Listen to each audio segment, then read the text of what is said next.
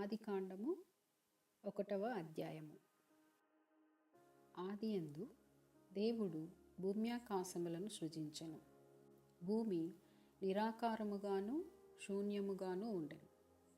చీకటి అగాధ జలముపైన కమ్మియుండెను. దేవుని ఆత్మ జలములపైన అల్లాడుచుండెను. దేవుడు వెలుగు కమ్మని పలుకగా వెలుగు కలిగెను. వెలుగు మంచిదైనట్టు దేవుడు చూచెను. దేవుడు వెలుగును చీకటిని వేరుపరిచెను. దేవుడు వెలుగునకు పగలనియు చీకటికి రాత్రి అనియు పేరు పెట్టెను. అస్తమయమును ఉదయమును కలగగా ఒక దినమాయెను.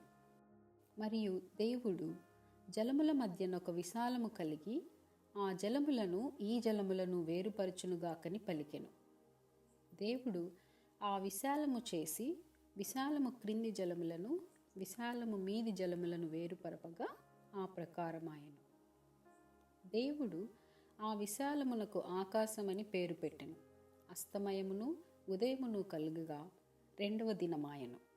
దేవుడు ఆకాశము క్రిందనున్న జలములు ఒక చోటనే కూర్చబడి ఆరిన నేల కనబడునుగాకని పలుకగా ఆ ప్రకారమాయెను. దేవుడు ఆరిన నేలకు భూమి అని పేరు పెట్టెను. జలరాశికి ఆయన సముద్రములని పేరు పెట్టెను. అది మంచిదని దేవుడు చూచెను. దేవుడు గడ్డిని విత్తనములిచ్చు చెట్లను భూమి మీద తమ తమ జాతి ప్రకారము తమలో విత్తనములు గల ఫలమిచ్చు ఫలవృక్షములను భూమి మొలిపించుగాకని పలకగా ఆ ప్రకారమాయెను. భూమి గడ్డిని తమ తమ జాతి ప్రకారము విత్తనములిచ్చు చెట్లను తమ తమ జాతి ప్రకారము తమలో విత్తనములు గల ఫలవృక్షములను మొలిపింపగా అది మంచిదని దేవుడు చూచెను. అస్తమయమును ఉదయమును కలగగా 3వ దినమాయెను. దేవుడు పగటిని రాత్రిని వేరుపరుచునట్లు ఆకాశ విశాలమందు జ్యోతులు కలుగునుగాకనియు అవి సూచనలను కాలములను దిన సంవత్సరములను సూచించుటకై ఉండుగాకనియు భూమి మీద వెలుగిచ్చుటకు అవి ఆకాశ విశాలమందు జ్యోతులై ఉండుగాకనియు పలికెను. ఆ ప్రకారమాయెను. దేవుడు ఆ 2 గొప్ప జ్యోతులను అనగా పగటిని ఏలుటకు పెద్ద జ్యోతిని రాత్రిని ఏలుటకు చిన్న జ్యోతిని నక్షత్రములను చేసెను.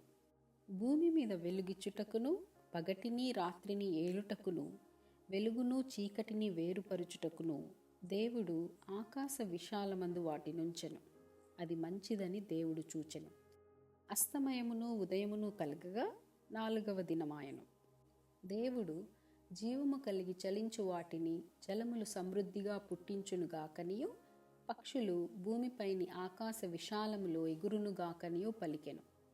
దేవుడు జలములలో వాటి వాటి జాతి ప్రకారము జలములు సమృద్ధిగా పుట్టించిన మహామత్స్యములను జీవము కలిగి చలించు వాటన్నిటినీ దాని దాని జాతి ప్రకారము రెక్కలు గల ప్రతి పక్షిని సృజించెను. అది మంచిదని దేవుడు చూచెను. దేవుడు మీరు ఫలించి అభివృద్ధి పొంది సముద్ర జలములలో నిండియుండుడనియు పక్షులు భూమి మీద విస్తరించునుగాకనియు వాటిని ఆశీర్వదించెను. అస్తమయమును ఉదయమును కలుగగా 5వ దినమాయెను. దేవుడు వాటి వాటి జాతి ప్రకారము జీవము గల వాటిని అనగా వాటి వాటి జాతి ప్రకారము పశువులను పురుగులను అడవి జంతువులను భూమి పుట్టించుగాకని పలికెను. ఆ ప్రకారమాయెను.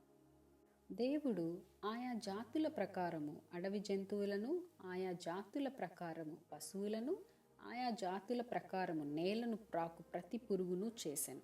అది మంచిదని దేవుడు చూచెను. దేవుడు మన స్వరూపమందు మన పోలిక చొప్పున నరులను చేయుదుము. వారు సముద్రపు చేపలను ఆకాశ పక్షులను పశువులను సమస్త భూమిని భూమి మీద ప్రాకు ప్రతి జంతువును ఏలుదురుగాకని పలికెను. దేవుడు తన స్వరూపమందు నరుని సృజించెను.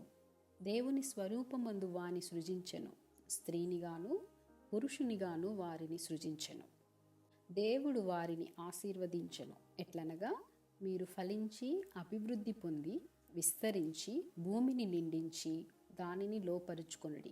సముద్రపు చేపలను ఆకాశ పక్షులను భూమి మీద ప్రాకు ప్రతి జీవిని ఏలుడని దేవుడు వారితో చెప్పెను. దేవుడు ఇదిగో భూమి మీదనున్న విత్తనములిచ్చు ప్రతి చెట్టును విత్తనములిచ్చు వృక్ష ఫలము గల ప్రతి వృక్షమును మీకు ఇచ్చి ఉన్నాను. అవి మీకు ఆహారమగును.